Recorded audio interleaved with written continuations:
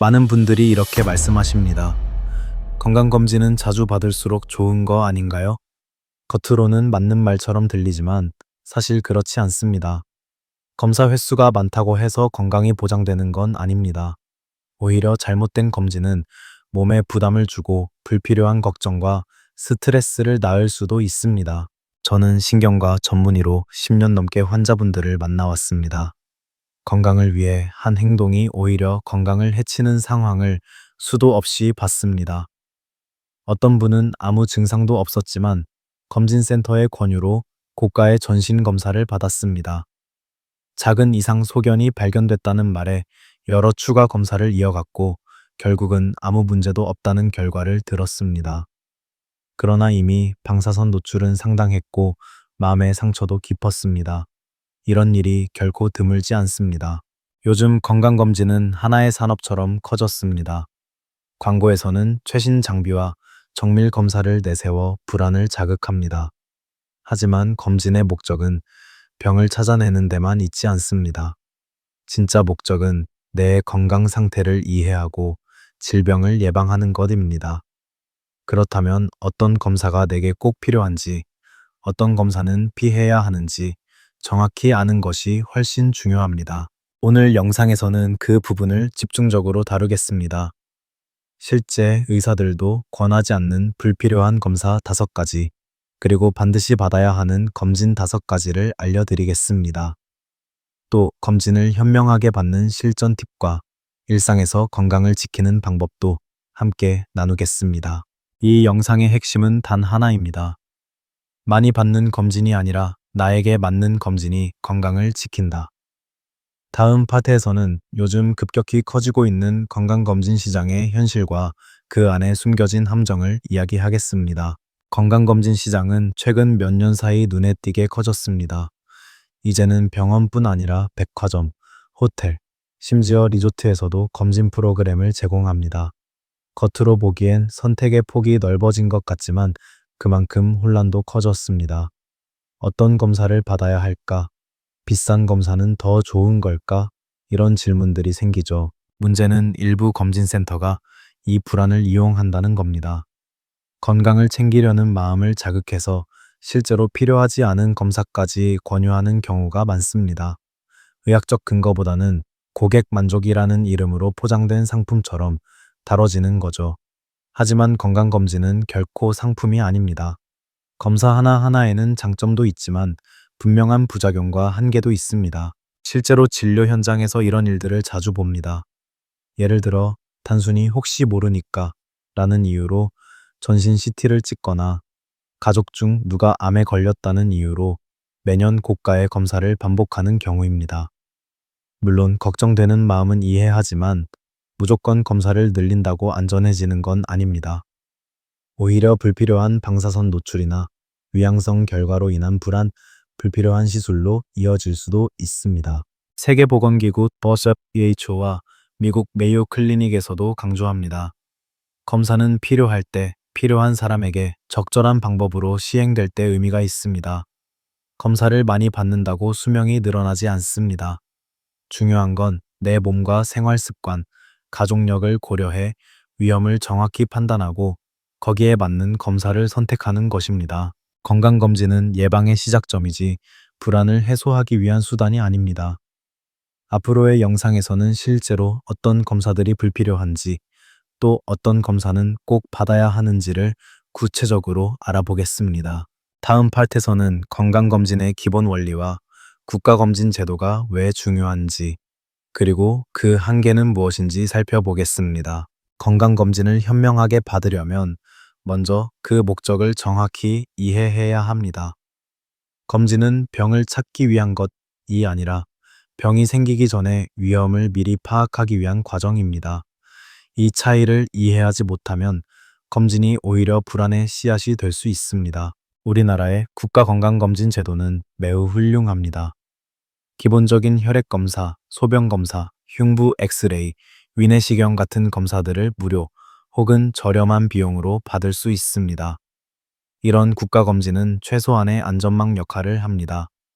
즉, 큰 병으로 진행되기 전에 주요 질환을 조기에 발견할 수 있도록 돕는 장치인 셈입니다. 하지만 여기서 오해가 생깁니다. 국가검진만 받으면 모든 병을 막을 수 있다는 생각은 잘못된 믿음입니다.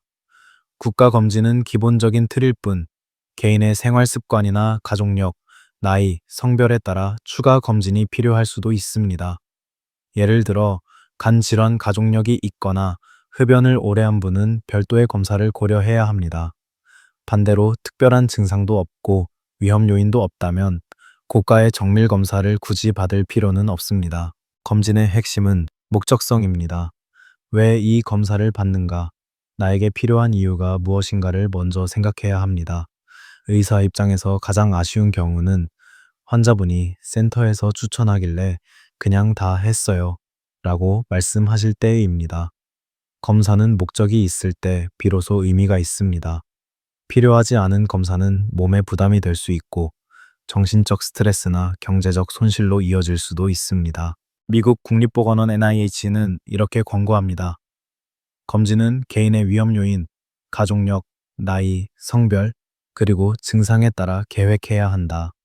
즉, 내 상황을 정확히 알고 선택하는 것이 중요하다는 말입니다.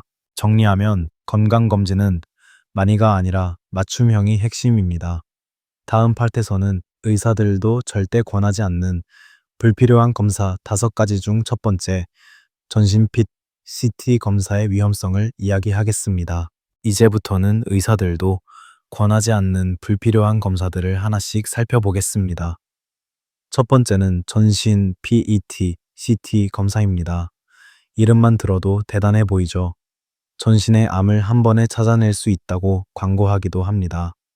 하지만 실제로는 건강한 사람에게 이 검사를 정기적으로 받는 것은 거의 의미가 없습니다. 오히려 해로울 수도 있습니다. 패티시트는 우리 몸의 세포가 당을 얼마나 사용하는지를 측정해 암세포를 찾아내는 검사입니다. 암세포는 당을 많이 소비하기 때문에 밝게 보이죠. 그런데 문제는 암이 아닌 염증이나 최근에 운동한 부위도 당을 많이 사용합니다. 이런 이유로 위양성, 즉 잘못된 양성 결과가 매우 많습니다. 결과적으로 불필요한 추가 검사와 불안, 경제적 부담이 뒤따르게 됩니다. 또 하나 중요한 점은 방사선 노출입니다. PET, CT 한 번으로 일반인이 1년 동안 자연적으로 받는 방사선의 여러 배를 한꺼번에 받게 됩니다. WHO에 따르면 과도한 방사선 노출은 장기적으로 암 위험을 높일 수 있습니다. 특히 매년 반복적으로 받는 것은 매우 위험합니다. 암을 찾으려다 오히려 암을 만든다는 말이 나올 정도입니다. 물론 PET-CT가 완전히 불필요한 검사는 아닙니다. 이미 암 진단을 받았거나 암 치료 후 재발 여부를 확인할 때는 매우 유용합니다. 하지만 증상이 없고 특별한 위험 요인도 없는 사람이 단순히 불안해서 받는다면 득보다 실이 훨씬 큽니다. 혹시 나는 미리미리 확인하고 싶다고 생각하신다면 훨씬 안전한 방법들이 있습니다. 정기적인 기본 혈액 검사, 초음파 검사, 그리고 생활 습관 관리만으로도 대부분의 질환 위험을 충분히 관리할 수 있습니다. 결론적으로 패티시티는 건강한 사람의 조기암 발견용 검사로는 적합하지 않습니다. 검사는 몸을 위한 것이지 마음의 불안을 달래기 위한 수단이 되어서는 안 됩니다. 다음 파트에서는 두 번째 불필요한 검사인 복부 CT의 남용에 대해 말씀드리겠습니다. 왜 이 검사가 문제인지, 그리고 어떤 대체 방법이 있는지 알아보겠습니다. 두 번째로 살펴볼 불필요한 검사는 복부 CT입니다. 많은 분들이 복부를 자세히 보려면 CT가 최고다 라고 생각하시지만 실제로는 꼭 필요한 경우가 아니라면 피하는 게 좋습니다. 복부 CT는 방사선 노출이 상당히 많고 대부분 조영제를 사용하기 때문입니다. 조영제는 영상의 명확도를 높이기 위해 혈관에 주입하는 약물입니다. 문제는 이 약물이 신장에 부담을 줄 수 있다는 점입니다. 특히 나이가 많거나 당뇨, 고혈압, 신장 질환이 있는 분들은 조영제에 더 민감하게 반응할 수 있습니다. 일시적으로 신장 기능이 떨어지거나 드물게는 심각한 부작용이 생길 수도 있습니다. 그렇다면 복부 CT는 언제 필요할까요? 복통, 황달, 체중 감소 같은 증상이 있을 때나 간암이나 췌장암처럼 고위험 가족력이 있는 경우에는 필요합니다. 또는 이미 진단받은 질환을 추적할 때도 사용됩니다. 그러나 아무 증상도 없고 특별한 위험 요인도 없는데 단지 안심하고 싶다 등 이유로 매년 찍는 것은 득보다 실이 큽니다. 미국 메요 클리닉의 연구에 따르면 불필요한 CT 검사를 반복적으로 받은 사람은 장기적으로 암 발생률이 높아질 수 있다고 합니다.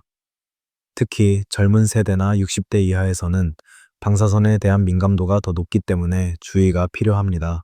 그렇다면 복부를 확인하려면 어떻게 해야 할까요?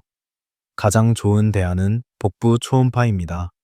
초음파는 방사선 노출이 전혀 없고 간, 담낭, 신장, 비장, 췌장 등 주요 장기를 충분히 확인할 수 있습니다. 검사 시간도 짧고 비용도 훨씬 적습니다. 초음파로 대부분의 문제를 충분히 찾아낼 수 있고 필요할 때만 T를 추가하면 됩니다. 검사의 목적은 정확함보다 적절함입니다. 내 몸의 상태와 위험도를 고려해서 가장 안전한 방법을 선택하는 것이 현명한 결정입니다. 다음 파트에서는 불필요한 검사 3가지, 즉 뇌, MRI의 남용, 암표지자 단독 검사, 불필요한 심장 초음파에 대해 이어서 말씀드리겠습니다. 이번에는 불필요한 검사 3가지를 함께 살펴보겠습니다. 바로 뇌, MRI의 남용, 암표지자 단독 검사, 그리고 심장 초음파입니다. 이름만 들어도 건강과 관련이 있어 보이지만 사실 특별한 이유가 없다면 굳이 받을 필요가 없습니다.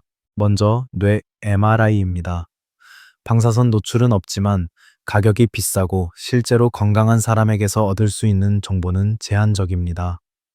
단순히 두통이 있거나 기억력이 약간 떨어진다고 해서 매년 MRI를 찍는 것은 과도한 검사입니다. 뇌 MRI가 꼭 필요한 경우는 명확합니다. 갑자기 심한 두통이 생겼거나 말이 어눌해지거나 팔과 다리에 힘이 빠지는 신경학적 증상이 나타날 때입니다. 가족 중에 뇌동맥류나 뇌출혈이 있었던 경우도 한 번 정도는 검사를 고려할 수 있습니다. 하지만 아무런 증상도 없는데 매년 찍는 건 단지 불안감 때문일 뿐입니다. 두 번째는 암표지자 단독 검사입니다. 혈액 속 특정 물질을 측정해 암 여부를 예측하는 검사로 이름은 그럴듯하지만 정확도는 매우 낮습니다.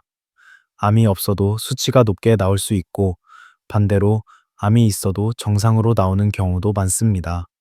이런 이유로 세계 여러 의학기관에서는 암표지자를 단독으로 사용하는 걸 권장하지 않습니다. 이미 암을 진단받은 환자가 치료 경과를 확인할 때만 의미가 있습니다. 그 외의 경우에는 오히려 불필요한 불안과 추가 검사를 초래할 뿐입니다. 세 번째는 심장 초음파입니다. 심장의 구조와 기능을 평가하는데 좋은 검사지만 증상도 없고 위험 요인도 없는 사람이 단순히 괜히 걱정돼서 받는 것은 낭비입니다. 이 검사는 가슴 통증, 숨참, 심한 두근거림이 있을 때 또는 심전도 이상이 발견됐을 때 시행하는 것이 맞습니다. 고혈압이나 당뇨가 있는 경우에는 도움이 되지만 건강한 사람에게 정기적으로 필요한 검사는 아닙니다. 이 3가지 검사의 공통점은 분명합니다. 의학적으로 필요한 경우가 아닌데 불안감이나 광고 문구에 이끌려 받는다는 것입니다. 검사자 자체는 훌륭하지만 그 대상이 잘못된 겁니다. 정리하자면 건강검진의 목적은 내 상태를 이해하고 불필요한 검사를 피하는 것입니다. 다음 파트에서는 반대로 꼭 받아야 하는 유익한 검사 5가지 중 첫 번째, 복부 초음파에 대해 자세히 알아보겠습니다. 이제부터는 꼭 받아야 하는 검사를 살펴보겠습니다. 첫 번째는 복부 초음파입니다. 앞서 말씀드린 복부 T와 달리 복부 초음파는 방사선 노출이 전혀 없고 조영제도 사용하지 않아 매우 안전합니다. 그럼에도 불구하고 간, 담낭, 췌장, 신장, 비장 같은 주요 장기의 상태를 충분히 파악할 수 있습니다. 우리나라 사람들은 간 질환이 특히 많습니다.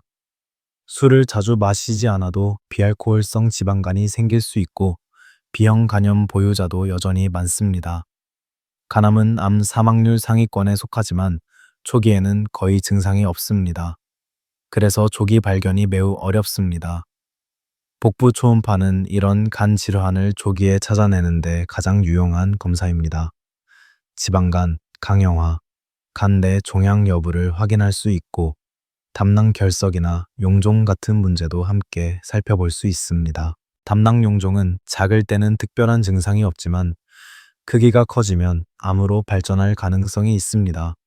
초음파를 통해 용종 크기와 변화를 주기적으로 확인하면 조기에 대응할 수 있습니다.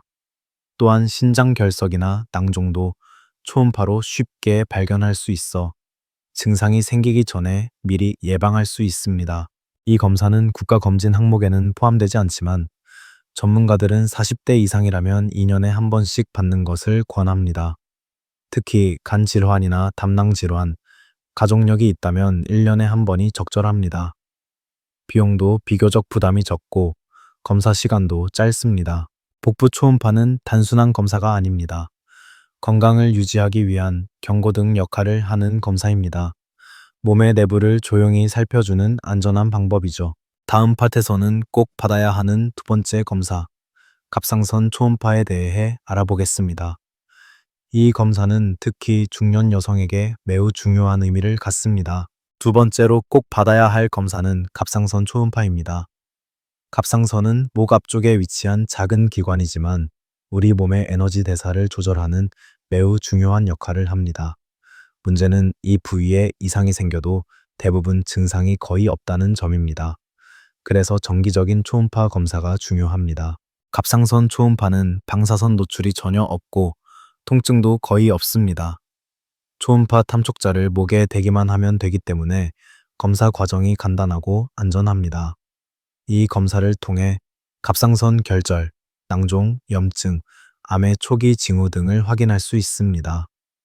특히 우리나라 여성은 다른 나라에 비해 갑상선 질환이 흔합니다.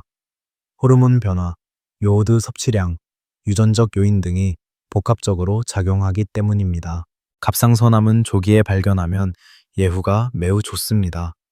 대부분 천천히 자라고 수술만으로도 완치율이 높습니다. 그러나 뒤늦게 발견되면 주변 조직으로 퍼질 수 있어 치료가 복잡해집니다. 따라서 초기에 잡는 것이 가장 중요합니다. 갑상선 초음파는 이 암을 가장 효율적으로 조기 발견할 수 있는 방법입니다.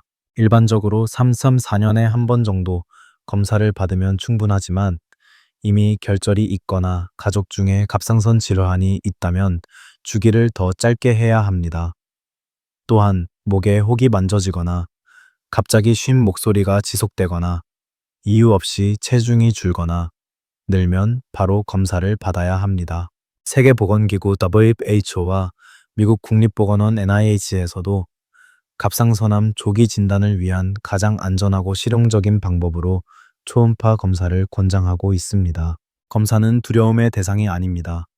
정확한 정보를 알고 내 몸의 변화를 미리 알아보는 과정입니다. 갑상선 초음파는 그 출발점이 될 수 있습니다. 다음 파트에서는 세 번째, 네 번째, 다섯 번째로 꼭 받아야 할 검사인 뇌, MRI 또는 MRA 1회 검사, 경동맥 초음파, 그리고 기본 혈액 소변 검사에 대해 자세히 알아보겠습니다. 세 번째로 꼭 받아야 할 검사는 뇌, MRI 또는 MRA를 한 번 정도 받아보는 것입니다. 앞서 불필요한 반복 검사는 피하라고 말씀드렸지만 평생 한 번도 뇌 검사를 안 하는 것도 권장하지 않습니다. 이유는 뇌혈관 질환 중 상당수가 증상이 나타나기 전까지는 조용히 진행되기 때문입니다. 대표적인 예가 뇌동맥류입니다. 뇌동맥류는 혈관벽이 풍선처럼 부풀어 오르는 질환으로 터지기 전까지는 대부분 아무 증상이 없습니다. 하지만 한번 파열되면 생명을 위협할 정도로 위험합니다. 살아남더라도 심각한 후유증이 남을 수 있습니다. 이 질환은 가족력이 있는 경우가 많기 때문에 부모나 형제 중에 뇌출혈을 겪은 사람이 있다면 반드시 검사를 고려해야 합니다. 뇌 MRI는 구조적인 문제를, 뇌 MRA는 혈관 상태를 살피는 검사입니다. 40대 이후라면 한 번쯤 두 가지를 함께 받아보는 것이 좋습니다. 이상이 없다면 이후에는 증상이 생기지 않는 한 다시 받을 필요가 없습니다. 단, 고혈압, 고지혈증, 흡연, 비만 같은 위험 요인이 있다면 5도 7년에 한 번씩 추적 검사를 권장합니다. 네 번째로 추천드릴 검사는 경동맥 초음파입니다. 경동맥은 목을 따라 뇌로 혈액을 공급하는 주요 혈관입니다. 이 혈관이 좁아지면 뇌졸중이 생길 수 있습니다. 초음파로 혈관벽의 두께, 기름때, 플라크 정도, 혈류 속도를 확인하면 뇌졸중 위험을 미리 예측할 수 있습니다. 고혈압이나 당뇨가 있거나 흡연을 하신다면 2세 3년에 한 번씩은 꼭 점검해 보세요. 다섯 번째는 기본 혈액 검사와 소변 검사입니다. 이 두 검사는 가장 기본적이지만 가장 중요합니다. 혈액 검사로 당뇨, 고지혈증, 간 신장 기능, 빈혈, 갑상선 기능 등을 확인할 수 있고, 소변 검사는 신장 질환과 요로 감염을 조기에 발견할 수 있습니다. 간단하고 저렴하지만 건강의 방향을 알려주는 나침반 같은 검사입니다. 정리하자면 꼭 받아야 할 검사는 복부 초음파, 갑상선 초음파, 뇌, MRI 또는 MRA 1회, 경동맥 초음파, 그리고 기본 혈액 소변 검사입니다.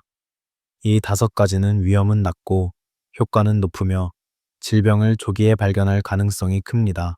다음 파트에서는 건강검진을 똑똑하게 받는 방법, 즉 검진을 계획하고 관리하는 실제 전략을 말씀드리겠습니다. 지금부터는 어떻게 하면 검진을 더 효과적으로 받을 수 있는지 실전 팁을 드리겠습니다. 건강검진은 단순히 병을 찾는 과정이 아니라 나 자신을 관리하는 하나의 시스템입니다.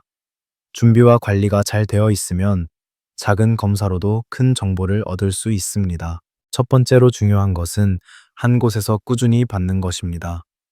해마다 병원이나 센터를 바꿔 다니면 이전 검사와 비교가 어렵습니다. 같은 기관에서 검진을 받으면 변화 추이를 쉽게 파악할 수 있고 의료진도 내 건강 상태를 더 잘 이해하게 됩니다. 또한 상담 과정에서 내 가족력이나 복용 중인 약, 이전 질환 이력을 계속 이어서 관리할 수 있습니다. 두 번째는 검진 시기를 잘 잡는 것입니다. 연말이나 연초는 검진 인원이 몰려 대기 시간이 길고 의사와 상담할 시간이 줄어듭니다. 가능하다면 3월부터 10월 사이, 특히 평일 오전이 여유롭고 정확한 검진을 받을 확률이 높습니다. 세 번째는 검사 전 준비를 철저히 하는 것입니다. 혈액 검사를 위해서는 8시간 이상 금식해야 하고 복용 중인 약이 있다면 반드시 의료진에게 알려야 합니다.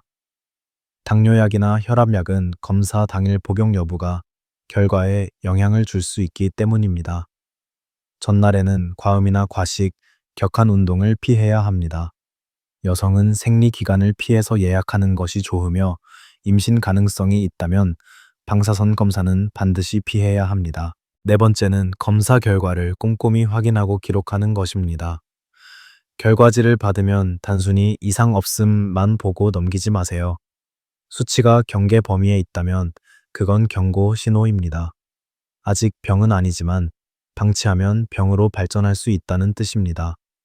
결과지를 잘 보관해 두면 다음 검진에서 비교가 가능하고 다른 병원 진료 시에도 유용합니다. 요즘은 대부분 전자파일로 제공되므로 스마트폰이나 클라우드에 저장해 두면 편리합니다. 마지막으로 검진의 목적과 위험성을 이해하는 것입니다. 비싼 검사를 권유받았을 때는 이 검사가 왜 필요한가요? 라고 물어보세요. 조영제를 사용하는 검사라면 신장 기능은 괜찮은지, 부작용 경험은 없는지 꼭 확인해야 합니다. 의료진은 설명할 의무가 있고 환자는 알 권리가 있습니다. 검진은 병을 찾는 것이 아니라 나를 아는 과정입니다. 스스로 이해하고 참여할 때 그 효과는 훨씬 커집니다. 다음 파트에서는 건강검진 결과를 어떻게 활용하고 생활 습관과 가족력 관리로 어떻게 이어가야 하는지를 구체적으로 말씀드리겠습니다. 건강검진의 진짜 목적은 결과지를 받아드는 순간부터 시작됩니다. 검진표를 단순히 숫자의 나열로만 보면 아무 의미가 없습니다. 내 몸이 어떤 신호를 보내고 있는지 이해하고 생활 습관을 바꾸는 계기로 삼아야 합니다. 첫 번째로 해야 할 일은 검진 결과를 생활 습관과 연결하는 것입니다. 예를 들어 혈압이 조금 높게 나왔다면 염분 섭취를 줄이고 매일 30분씩 가벼운 걷기 운동을 시작하세요. 공복 혈당이 경계 수준이라면 늦은 야식과 단 음식을 피하고 체중을 5%만 줄여도 당뇨 위험이 크게 낮아집니다. 이런 변화는 약보다 더 큰 효과를 낼 수 있습니다. 두 번째는 가족력 관리입니다. 부모님이나 형제자매 중에 어떤 질병이 있었는지를 반드시 알아두세요. 가족력이 있는 질환은 유전적 요인뿐 아니라 생활 습관이 비슷하기 때문에 발병 위험이 높습니다. 예를 들어 대장암 가족력이 있다면 일반적으로 50세부터 하는 대장 내시경을 40세부터 시작해야 합니다. 뇌졸중이나 심장병 가족력이 있다면 콜레스테롤, 혈압, 혈당을 더 자주 확인해야 합니다. 세 번째는 만성질환의 정기 관리입니다. 고혈압, 당뇨, 고지혈증 같은 병은 평소에는 증상이 거의 없습니다. 하지만 관리가 잘 안 되면 심장병, 심부전, 뇌졸중 같은 합병증으로 이어질 수 있습니다. 이런 경우에는 검진 주기를 짧게 하고 담당 의사와 꾸준히 상의하면서 치료와 생활습관 교정을 병행해야 합니다. 네 번째는 심리적인 태도입니다. 많은 분들이 검진에서 이상이 없으면 건강하다고 생각합니다. 하지만 그건 현재 기준으로 이상이 없다는 의미일 뿐입니다. 내일도 내년에도 똑같이 건강하려면 지금의 생활을 유지하거나 더 개선해야 합니다.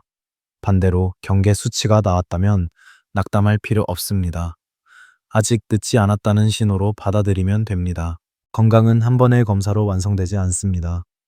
꾸준히 내 몸을 돌보고 가족력을 이해하고 생활 습관을 관리하는 과정 속에서 만들어집니다. 다음 파트에서는 오늘 내용을 정리하면서 현명한 건강검진의 핵심 원칙과 실천 방법을 함께 정리하겠습니다. 이제 오늘의 핵심을 정리해 보겠습니다.